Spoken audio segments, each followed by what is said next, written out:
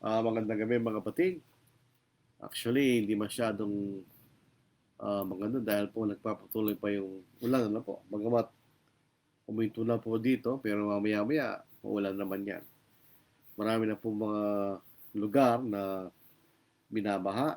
Kanina po nakita namin yung post ni Brother Daniel Sikat na nakalubog na po sa kanilang lugar. At milalim na po yan. Kasi yung doon sa church building, meron pong tuntungan doon. Nakalubog na yung tuntungan. So mga tweet, talagang malalim-lalim na po yung tubig. Hindi lamang po siguro sa lugar nila, kundi sa ibang lugar din na mababa na po. So, na ibang RB kada kaya amin kakapsat, yan po sa ating mga kakapsat dyan sa Ilocos at sa Ilagang Luzon, at sa ibang mga lugar na marami pong mga kalat na mga kakapsat, Diyan po sa ating mga kaigsuonan, maayong gabi sa iyong tanan. At dito po sa ating mga kapatid dyan sa Bicol, Diyos Barahin na Banggi sa Itugabos. At dyan po sa Pangasinan, Santos Yalabi, at dyan sa Carabao Island, Mayad na Gabi. Dito po sa amin, Maya Pabeng. So ito po ang ating pagpapatuloy dito po sa ating paglalakbay sa kalat po ng Genesis. Actually, sinusundan lang po natin ng paglalakbay ni Abraham mula po sa lupain ng Ur, at tapos siya po yung naglakbay hanggang sa Haran, at doon po sa Haran, pagkamatay ng kanyang ama si Terah, sila po pumunta sa lupain ng Canaan. Doon po sa ipinakita ng lupain ng Panginoon na kanyang pupuntahan. At nagkaroon po ng kagutuman sa lugar na yun, nakaabot po sila sa Egypto. At ngayon po sa 13 kabanata, bumalik sila sa kailang pinanggalingan galing po sa lugar ng Egypto. So dito po sa mapapasin po natin dito sa unang bahagi ng kabanatang ito na pinagpala sila ng Diyos. Maraming pag-aaring mga hayop, pilak at ginto si Abraham. At gayon din po si Lot. So katid, sinasabi lang ng Panginoon doon sa kanyang pangako sa Genesis chapter 12 na say pagpapalain ng Diyos. Hindi makikita natin sila pinagpala ng Diyos. Dito po sa unang talata, umahaw sa Negev mula sa Egypto si Abraham, ang kanyang asawa, dala lahat ng kanyang pag-aari at si Lot. Tandaan po natin sa Genesis chapter 12, nagkaroon ng pag-aari si Abraham dahil nga po sa akala ng Pharaoh na si Sarai ay kapatid niya. Kaya binigyan siya ng biyaya dahil nga po kay Sarai. So sila yung umalis doon at dala kayo ng pag-aari at si Lot. Napapasin po natin na nung pumunta sila sa Egypto, hindi man binanggit na kasama si Lot. Tingnan po na, check natin po sa Genesis chapter 12.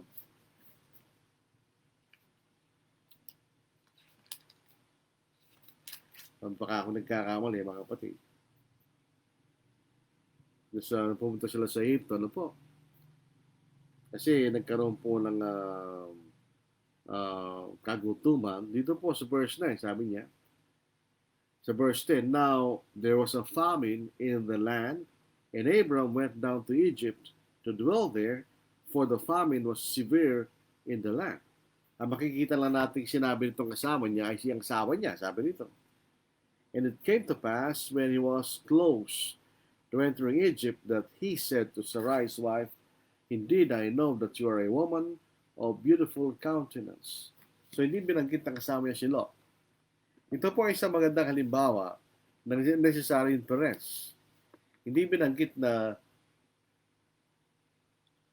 kasama ni Abraham si Lot nang pumunta sa Egypto, pero binanggit na kasama niya bumalik sa Egypto. So by necessary inference, kasama ni Abraham si Lot. Bagamat hindi binanggit doon sa Genesis chapter 12 na kasamang pumunta ni Abraham si Lot sa Egypto.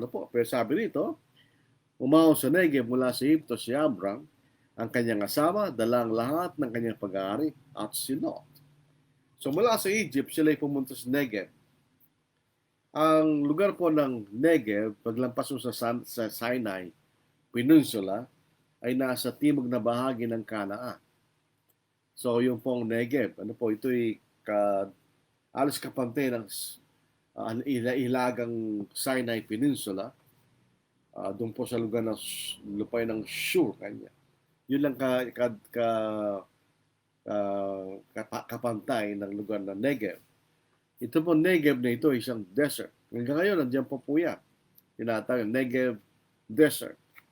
Ang ginawa ng mga modernong mamamayan ng modernong Israel ay nilagyan po nila ng matabang lupain yan at tinatamnan nila bagamat ito isang desert.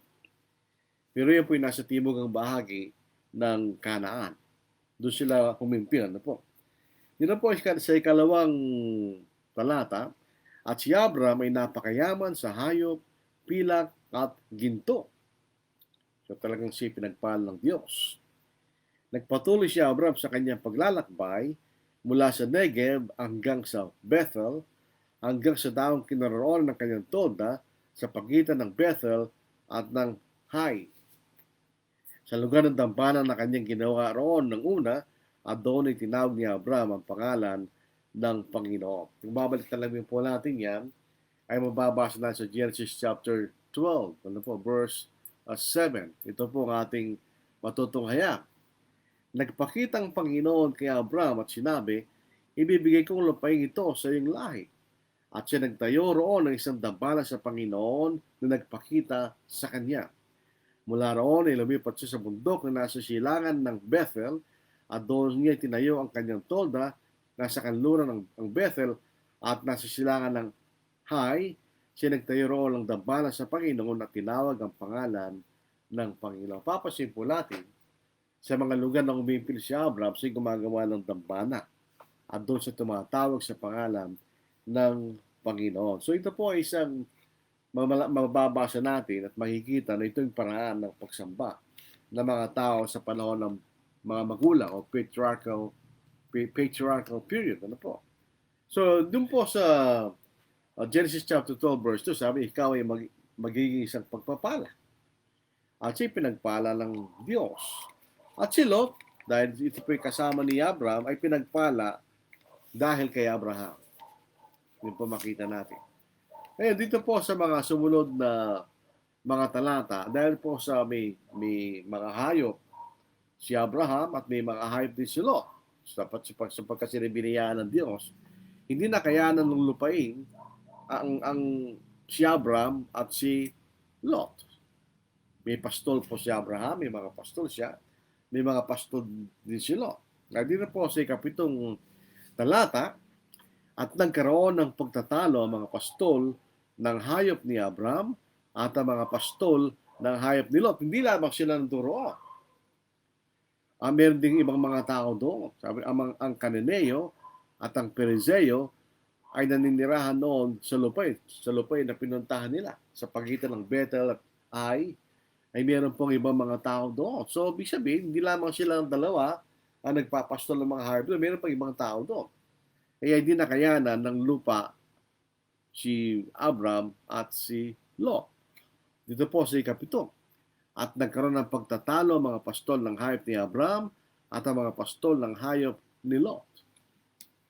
So, nagkaroon sila ng conflict. Siyempre, hanapan ng tubig yan para sa mga inumin ng mga hayop at yung lugar ng damo para sa pagkain ng mga hayop. Yun ang purpose ng pagpapastol sa mga hayop.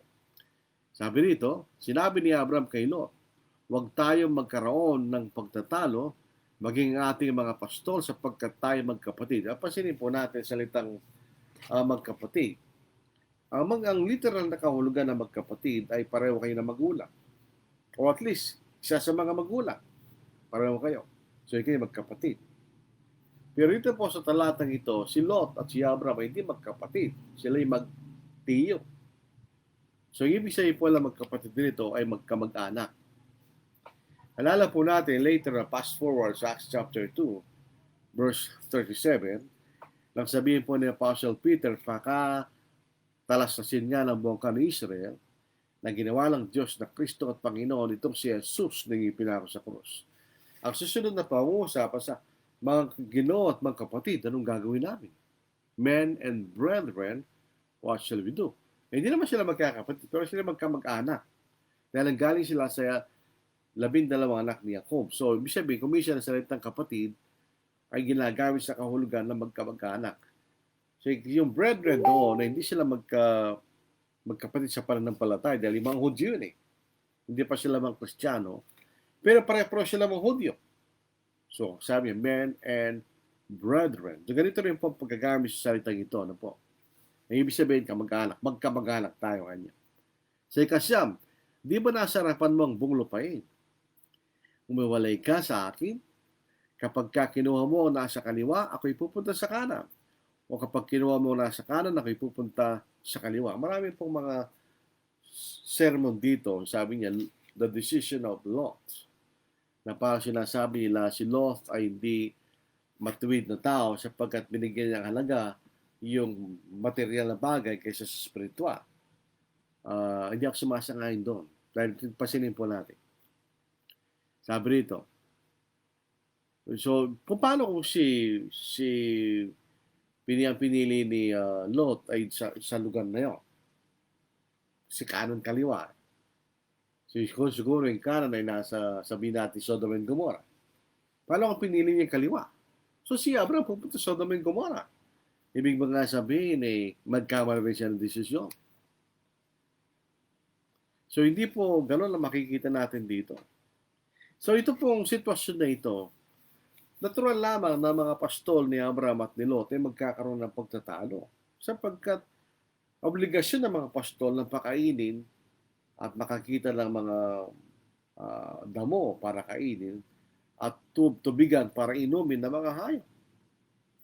Dito natin makikita ang irony ng pag-aari. Pag meron tayong pag-aari, magkakaroon tayo ng responsibility na proteksyonan natin ang ating pag-aari. At ito ay isang potensyal na dahilan ng pagtatalo. Kaya dito po nagkaroon ng pagtatalo yung mga pastol ni Abraham at ni Lot. Natural lamang siya yung pastol, poproteksyonan niya ang kawan niya. Ito yung mga pastol ni Abraham. At ganoon din naman ang pastol ni Lot. Kaya hindi sila magkaroon ng pagtatalo, nagbigay ng option si Abraham kay Lot. At dito natin makikita ang isang magandang halimbawa ng tinatawag nating brotherly love. Pasinin po natin, si Lot ay pamangkin lamang ni Abraham.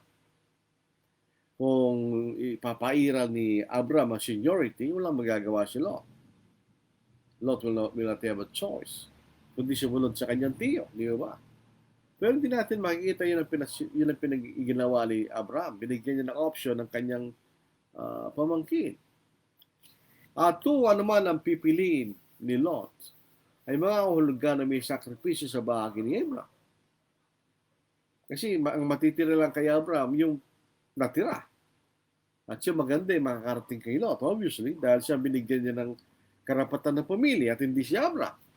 Kung pupunta ka sa kanan, pupunta ka sa kaliwa. Kung pupunta ka sa kaliwa, pupunta ka sa kanan. So dito natin makikita ang pagmamahal ni Abraham sa kanyang pamangkin. It is a good example of brotherly love. So it entails sacrifice. Ang brotherly love, hindi lang sarili mong iniisip mo, kundi kapakanan ng iyong kapatid. Ito na yung prinsipyo sa Philippians chapter 2. Ano po? Dito sa pagkakataon nito, walang pagkakasala kung ano man pipiliin nila. Dito po sa Philippians chapter 2, basahin natin. Dito po sa verse 3 and verse 4. Magsimula natin sa verse 1. Therefore, if there is any consolation in Christ, if any comfort of love, if any fellowship of the Spirit, if any affection and mercy, fulfill my joy by being like-minded, having the same love, being of one accord, of one mind. Let nothing be done through selfish ambition or conceit, But in lowliness of mind, let each esteem others better than himself. Let each of you look not only for his own interest, but also for the interest of others. Ito pinakita ni Abraham. Hindi lang sariling kapakanan niya iniisip niya, kundi kapakanan ng kanyang pamangkin na si Lot. To say na hindi sila magkapantay dahil ang Abraham ay tiyuin ni Lot. Mas mababa rango ni Lot, pero tinuring ni Lot na kapantay niya. Tinuring ni Abraham na kapantay niya si Lot. So, anong nangyari? Yun sa verse 10. Inilibot, siyempre siya binigyan ng option. Titingin ka, inilibot ni Lot ang kanyang panangin at natanaw niya sa buong libis ng Jordan. So ito po yung nasa right side. Napawang natutubigang mabuti gaya ng halamanan ng Panginoon, gaya ng lupain ng Egypto at sa gawin ng Zoar, ito ay bago winasak ng Panginoon ang Sodoma at Gomorrah. Kaya't pinili ni Lot para sa kanyang buong libis ng Jordan at si Lot ay naglakbay sa silangan at sila'y kapwa naghiwalay. So pinili niya right side sa silangan. So natira si Abraham sa kaliwa. Ngayon, yung pong lugar sa Sodom at Gomorrah, actually 5 syudad dyan po mga kapatid. Ang lugar ng Sodom at Gomorrah ay isang matabang lugar. At ito po ay meron ding matubig, well water. So the land around Sodom and Gomorrah was fertile and well watered. At tuwing ka po ay may mga halagang hayop, yun ang maganda. Ito yung mataba, so may mga tinutubuan ng grass at may tubig na inumin ng mga hayop. So, ang makikita natin description dito, katulad kanya ng halamanan ng Panginoon, the garden of the Lord, so garden of Eden. So ito po ay isang glimpse, so isang para bang pagsilip kung gaano kaganda yung lupain doon. Sa lupain po ng Eden, na ito'y mataba at well-watered. Apat nga po yung di ba, mayroong isang malaking ilog tapos nag-ahati sa apat. So it's well-watered. At maraming tumutubo doon. So it's fertile. Ganun ang description na binibigay rito ng nagsulat sa Genesis tungkol po sa Sodom at Gomorrah. Sabi rin, katulad ng kalupain ng Egypto, the land of Egypt. Kung titignan po niyo mapa ng Egypt, ito yung naahati sa gitna ng Nile River. So, ang Nile River, yan ang kailang source ng buhay. Is their source of life. Ang Nile River po, pinakamahabang ilog sa buong mundo. Pero pagkataon-taon ay nagkakaroon ng baha sa gilid ng Nile River, nag-overflow ang Nile River at binabagsak niya lahat ng sediments na dinadala niya. Kaya nga po ang lugar ng Egypto ay mataba. So ito po ay agricultural land. So ganun din po sinasabi tungkol sa Egypt. Makikita rin po natin ang Egypt dahil po ito ay very fertile. Pag meron po taggutom o famine, doon po pupunta yung mga tao para kumuha ng pagkain. Hindi po makikita natin.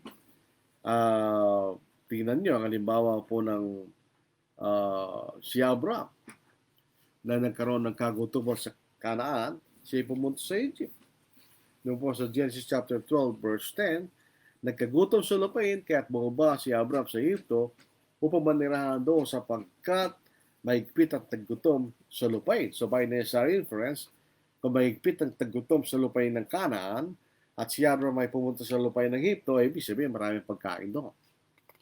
Ngayon din po sa panahon ni Jacob, naalala po natin yung 10 anak ni Jacob ay pinagbili nila si Jose.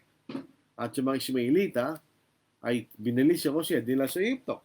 Later on, si Joseph ay naging makapangyarihan sa Egypto. Pangalawang makapangyarihan. At nabalitaan niya ni Jacob, may trigo sa Egypto. Dito po sa Genesis chapter 42, verse 11, verse 1, nabalitaan ni Jacob na may trigo sa Egypto, kaya't sinabi ni Jacob sa kanyang mga anak, bakit kayo nagtitinginan? Kasi alam nila, doon nakarating siya, si Jose. Kanyang sinabi, aking narinig na may trigo sa Egypto, bumaba kayo roon, at bumili kayo ng para sa atin, huwag tayo mabuhay, at huwag mamatay. So, yung mapapansin natin na tama yung ang lupain po ng Egypto ay mataba at well-watered.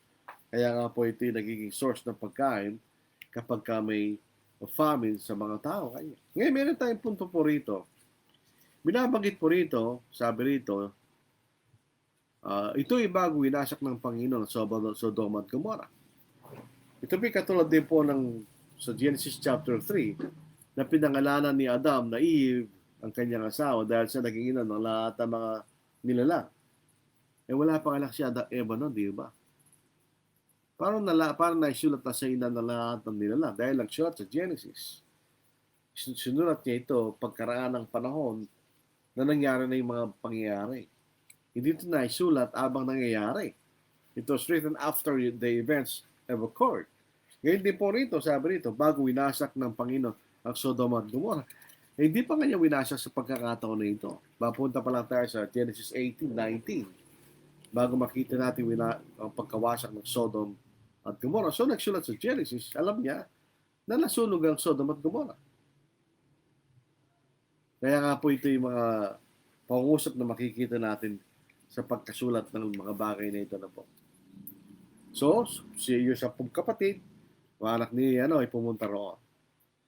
Yung mga 10 anak niya pumunta sa Egypto dahil may pagkain doon na bibili nila.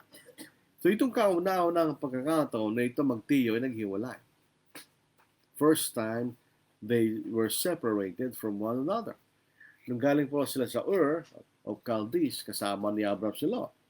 Nung pumunta sila sa Haran, kasama ni Abraham si Lot. Nung pumunta sila sa Canaan, kasama ni Abraham si Lot. Nung pumunta sila sa Egypto, kasama ni Abraham si Lot. Pero ngayon, naghiwalay sila. Bakit? Kailangan. Sapagkat hindi sila nakayanan ng lupain dahil sa kanilang maraming mga hayupa. So naghiwalay sila. Nung naghiwalay na po sila,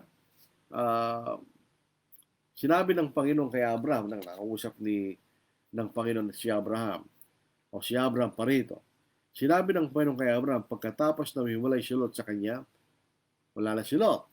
Itaas mo ngayon ang iyong paningin at tumanaw ka mula sa dakong iyong kinalalagyan, sa dakong hilaga, timog, silangan at saka lura. Sapagkat ang buong lupaing natatanaw mo ay bibigay ko sa iyo at sa iyong hindi magpakailanman. Alam po yun dito sabi ng Diyos, magpakailanman. Pero sa Deuteronomy, bago sila pumasok sa lupain, ang sinabi ng Diyos, kung kayo magiging tapat sa akin, ay mananatili sa iyong lupain. Pero sa oras na kayo'y maging Ismail kanya, ay aalisin ko lupain sa inyo. So ito salita magpakailanman rito, ay hindi na nga hulugan na walang hanggan. Meron po kondisyon eh.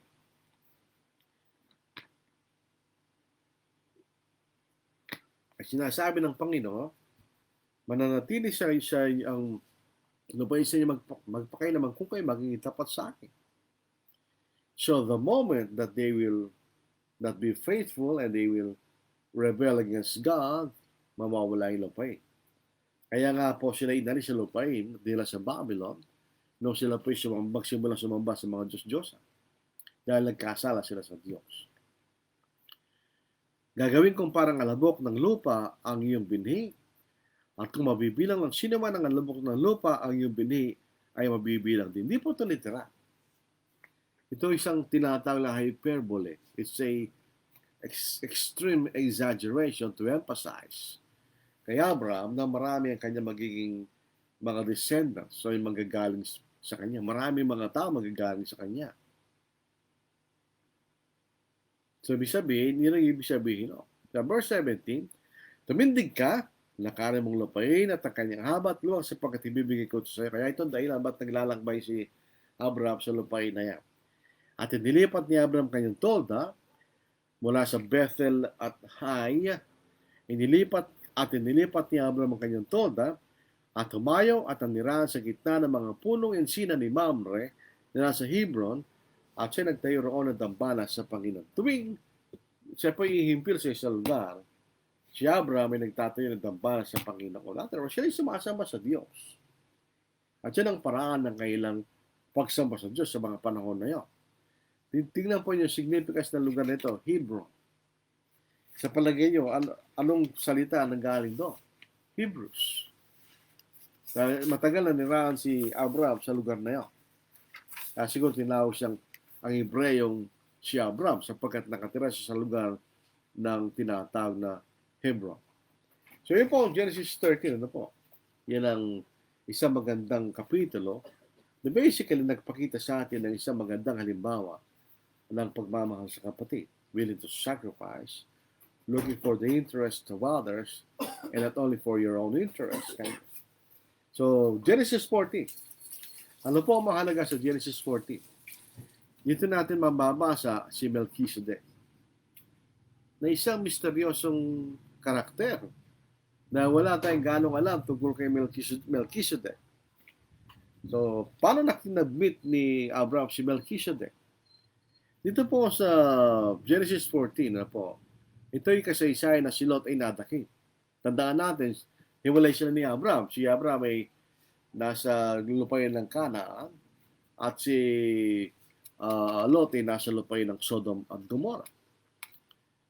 Dito po sa mga unang hanggang ika-12 talata, ito isang buong kasaysayan na po.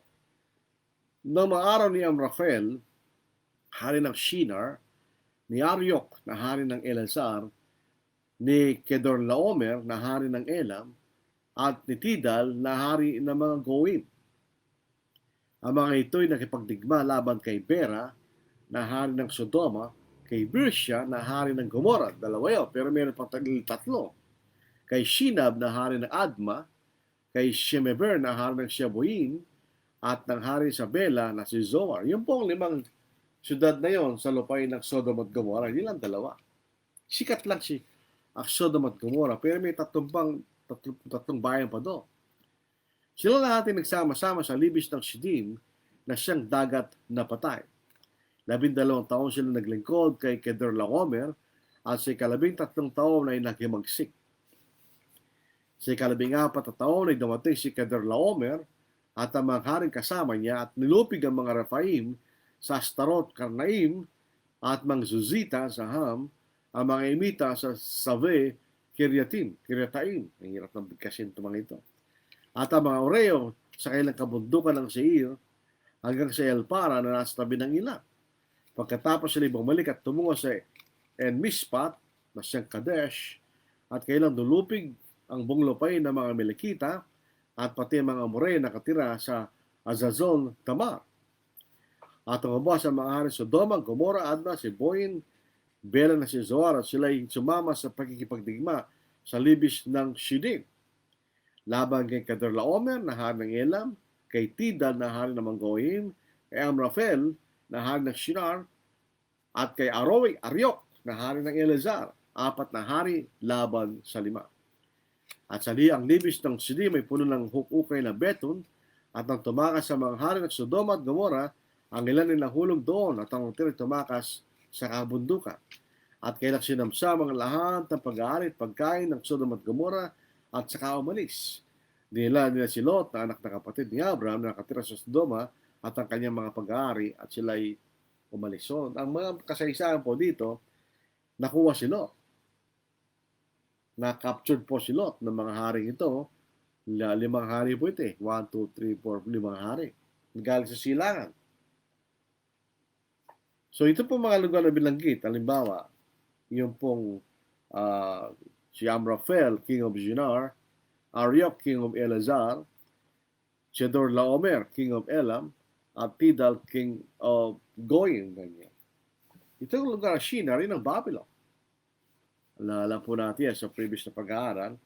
Yung Elazar, ito po yung sabi nga po ito, city over which Aryok and other Babylonian kings ruled. The Semitic Babylonians form of its name, Larsa, the city of Larsa, a form which implies that the Hebrew has interchanged RNS and transposed the final vowel. Its Sumerian name is given as Ararwa, apparently for Arauruwa. So ito pong lugar na sinasabi nasa kanang bahagi ng Euphrates. So nandun po sa kabilang kumbaga ng Euphrates, nasa kanang bahagi ng Euphrates, nasa kabilang pangpang ng Euphrates River, yun po ang lugar ng Eleazar. Yung Elam, Ito'y nasa timugan ng Babylon, na ngayon sa panahon natin ngayon ay nasa southeastern Iran. At ang mga taga-Elam, Elamites, mababasa na sila sa Acts chapter 2, verse 9. Yung mga Hudyong galing sa ibang lugar ay nanggaling sa Elam.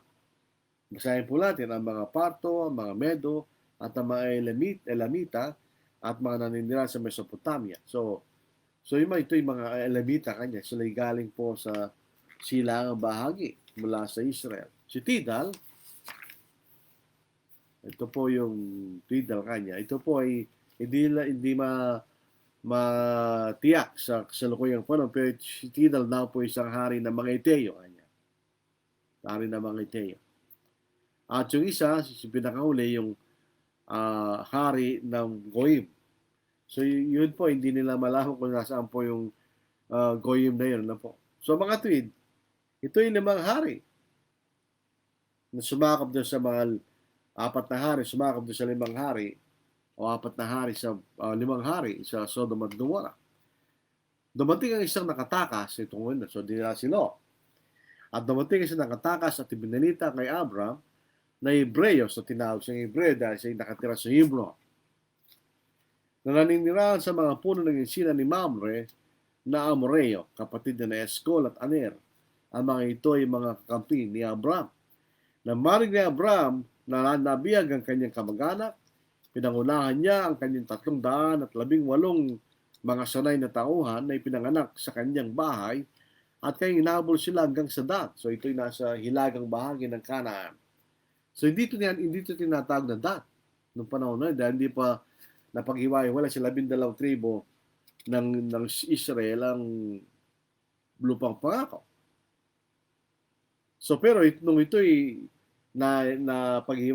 naghati-hati na sa panahon ni Joshua, itong lugar na inabol sila ni Abraham ay tinatawag na Dan.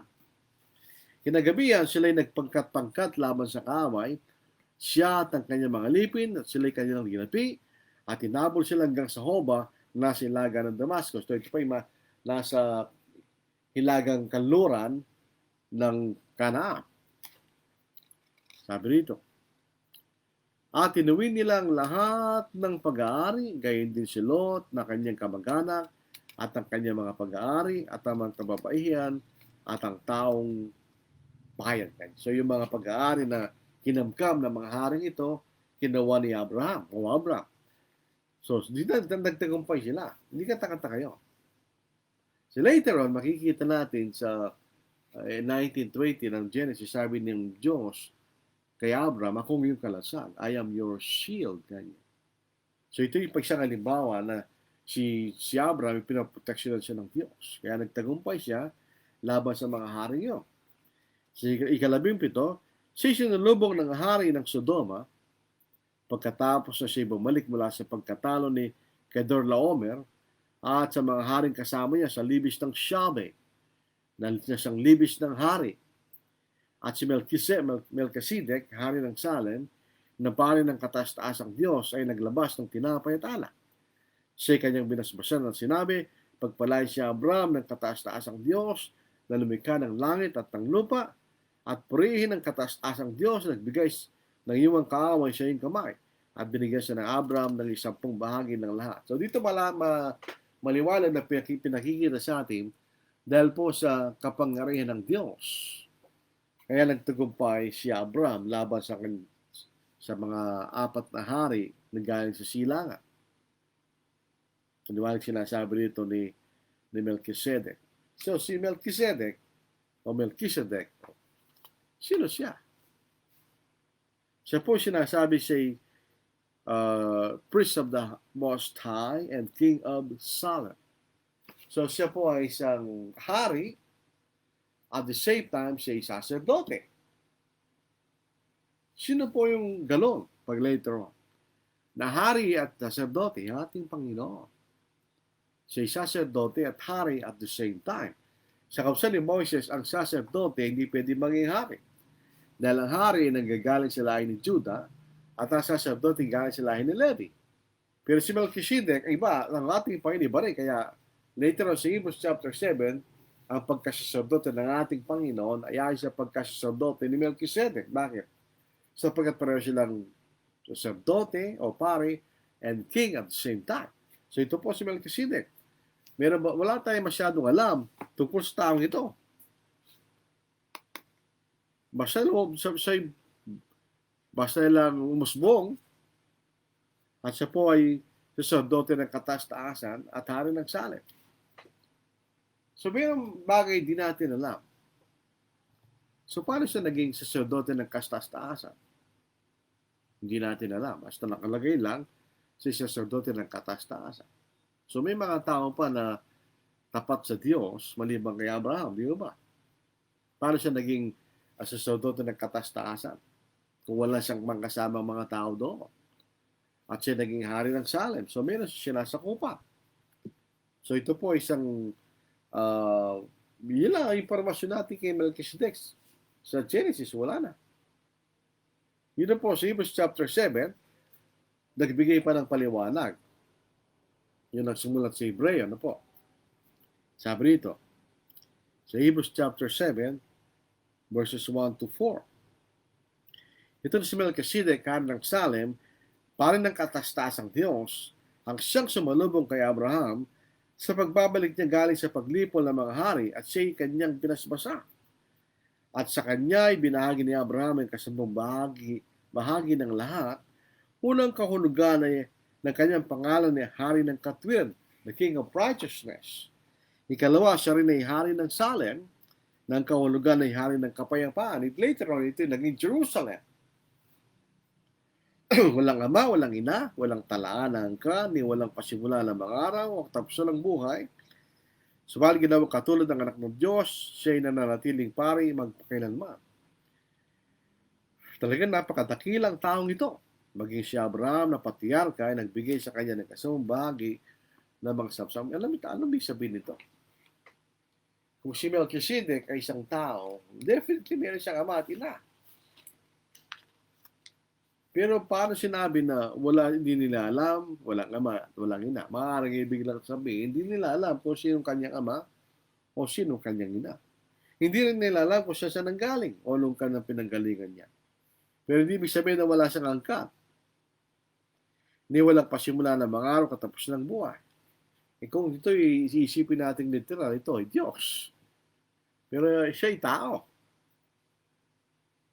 So in other words, hindi lang nila alam ang mga bagay-bagay tungkol sa taong ito. Hindi nila alam kung siya nanggaling. Hindi nila alam ang kanyang ama at ina. Pero kung siya ay tao, definitely, meron siyang ama at ina, di ba? Sasabi natin to. Kung wala siyang ama at ina. Dito rin po natin makikita ang kauna-unang pagkakataon, yung tinatawag nilang tithing o pagbibigay ng 10%. First time. Hindi natin alam kung ito yung pinag-utos ng Diyos kay Abraham o kay Abraham o ito yung kailang inisip lang.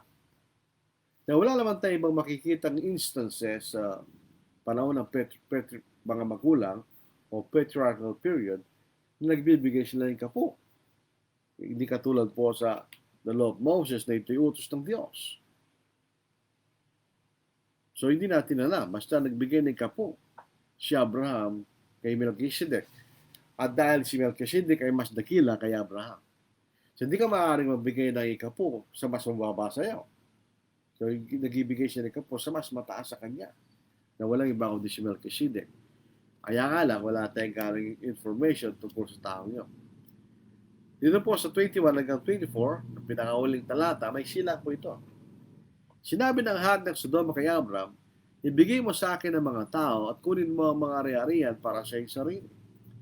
Sinabi ni Abraham sa hari ng Sodoma, ako'y sumumpa sa Panginoong Diyos na kataas-taasan na lumikha ng langit at ng lupa na hindi ako kukuha kahit isang sinulid o isang panali ng sandalyas o anumang para sa iyo.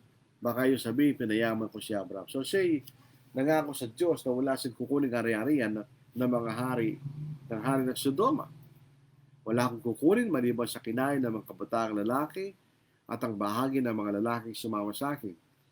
Sina Aner, Eshcol at Mamre. Ibigay mo sa kailang bahagi kanya. So ito makikita natin integridad ni Abraham. Sabihin, nangako siya sa Diyos at siya sumumpa sa kanyang ginawa. So, itong 13, 14, may lang sila. Sa 13, makikita natin ito yung pag-ihiwalay ni Abram at ni Lot for the first time. Sa Genesis chapter 14, digmaan tungkol sa 5 hari sa mga sa Sodom at Gomora, at laban sa hari, 4 na hari galing sa silangan. Noong una sila nagtagumpay, pero sila'y natanggapin ni Abraham nung kunin niya ang kanyang pamangkin na si Lot. So ito po ang ating pag-aaral po sa gabi ito. Ano po? Wala masyadong katanungan po siguro dito dahil payak lamang po ang bahaging ito ng Genesis. Sa mga susunod na mga talata, mayroong mga misteryo.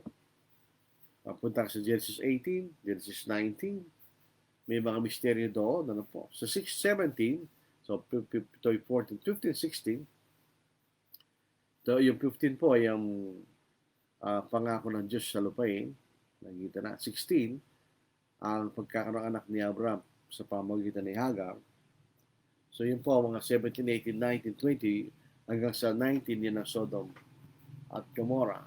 So ito po ang ating pag-aaral po sa gabi ito. Nagdali na po bakit mayroon tayong pag-aaral ngayon dahil ang ngayon pong pagsamba ay kinakancel namin dahil nga po sa isang kapatid na nagkaroon ng COVID. So yun po yung protocol. Pag may nagkaroon ng isang COVID ang isang samahan, ito yung business sa company, kailangan pong magkaroon ng quarantine sa mga taong yun na nandun doon. So hindi na muna kami nagsamba. At yung kapatid ay dinala po sa isang quarantine facility sa loob ng 14 na araw. So, kailangan din namin tapusin yun bago kayo magkaroon ng pagsama. Just say precaution dahil baka siyempre ayaw natin na mahawa yung mga kapatid o kung mayroon na hawa ay mahawa pa yung iba. Sa palagay ko wala naman po. Hindi natin alam kasi yun. Kaya nga po ganun ang protocol na ginagawa ng ating pamahalaan.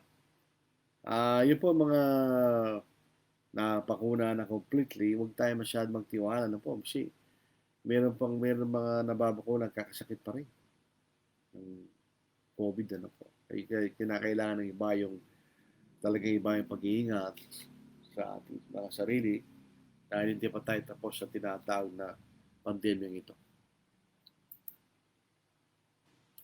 So yun po ang tatapusan ng 13-14. Ano po? Bukas po, pag-aaral natin chapter 15 tsaka 16. May silang po kung sito mga kapitulong ito. Doon po sa susunod, chapter 17 at 18, pero hanggang verse 15. Tapos yung 18-16 hanggang chapter 19, yung patungkol po sa destruction of Sodom and Gomorrah. Kasi ito mga kapitulong itong minsan di sakto yung pagkahiwalay. So yun pong 18, 15, 17, ito yung may kaugnayan po sa pangako ng Diyos kay Abraham patungkol kay Isaac. Ano po? Hindi si Ishmael ang maging anak ng pangako, kundi si Isaac na galing po kay Sarah. So wala na po tayong tanong. Wala akong nakita ng tanong. Kasi expect ko wala talagang tanong po dito. Pero si Lot, siya po yung matuwid na tao. Makita siya yung matuwid na tao. Anong nakarating po sa Sodom at Gomorrah, description sa kanya araw-araw siya nagiging nag-peace. Dahil po sa nakikita niyang kasamaan na ginagawa ng mga tao sa lugar na yun. So hindi po siya matuwid. Hindi siya magiging nag-peace. Kaya nga ito po ibig sabihin ng sa isa sa beatitudes ng Panginoon, blessed are those who mourn. Hindi ito tumutukoy siya namataya. Ito yung kahapisan dahil sa nakikita nating pagkakasala. Dito po sa 2 Peter chapter 6 and 7, and turning the cities of Sodom and Gomorrah into ashes, condemned them to destruction, making them an example to those who afterward will live ungodly, and delivered righteous Lot, who was oppressed by the filthy conduct of the wicked. For that righteous man dwelling among them tormented his righteous soul from day to day by seeing and hearing their lawless deeds. So, siya matuwi, ang tao, mga kapatid. So, hindi ako naniniwalang siya naging makamaterial nung pumili niya Sodom and Gomorrah. Maaaring hindi niya alam na mga tao doon ay masama in the first place o hindi niya pinansin. Dahil nga po siguro doon sa interest niyang siya pinagpili siya ni Abraham o ni Abraham sa panahon na yun. Pero kung siya ay hindi matuwid, wala siyang pakialam doon. Pero makikita rin po natin ang evil influence ng isang lugar. Makikita natin sa chapters 18, 16, 18 verse 16 hanggang chapter 19 na kung paanong yung ibang mga anak ni Lot na nagkaroon ng mga asawa sa Sodom and Gomorrah, hindi sila sumama kay Lot para tumakas. Hindi man siya pinaniwalaan ng kanyang mga manugat para siya nagbibiro. Pero bago tayo makarating diyan, at tayo po ay manalangin. Ang banal, kayo po ay nakikiusap, niniklod sa inyo ang Diyos. Natulungan niyo ang aming mga kapatid na nasa panig po ng karamdaman ng COVID. Si Mother Mac at si iba pang mga kapatid marahil sa iba't ibang mga lugar. Papasalat po kami na si kapatid na Rodi at kanyang mga anak ay gumaling na po sa COVID. At sana rin po ang mga ibang mga kapatid na sa baling ng karamdaman ay sila rin po sana inyong pagalingin. Kami po ay papasalamat sa inyo, Diyos, sa dakilang pagmamahal sa amin. Na bagamat kami po ang may utang sa inyo, kayo gumawa ng paraan para kami maligtas sa aming mga pagkakautang sa inyo, sa aming mga pagkakasala. Nakikita namin ang dakilang pagmamahal at kabutihan po, O Diyos. Patawarin niyo kami sa mga pagkakamali, pagkakasala. Dinadalayan po namin mga kapatid na sa panganib po ng baha, gawa po ng sunod-sunod na pagulan. Sana sila po ay maligtas at malampasan po ang mga panganib. Ingatan po niyo kami ang Diyos at ang mga bagay tayo manginig sa dakilang pangalan ng Kristo. Amen. Maraming salamat po mga kapatid sa lahat ng ito, batiin mo na natin bakit magpaalam. Si Aljon Ocampo, good evening po. Rufus, good evening po. Samuel Graneta, good evening again, brethren. Happy listening and happy Lord's Day. Leonita Toroliza, na ipag-arabi, kada kayo kakapsat. Ang ibig sabihin, magandang gabi sa inyo mga kapatid. Kennedy Piligambol, good evening po.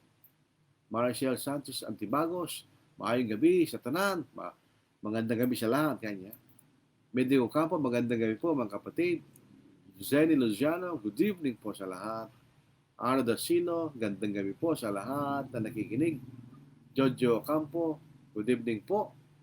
Larry Galamay, thank you. Sagot ko dyan na walay sa paya. At Robelio, Lino Talaogon, maayong gabi, Brad.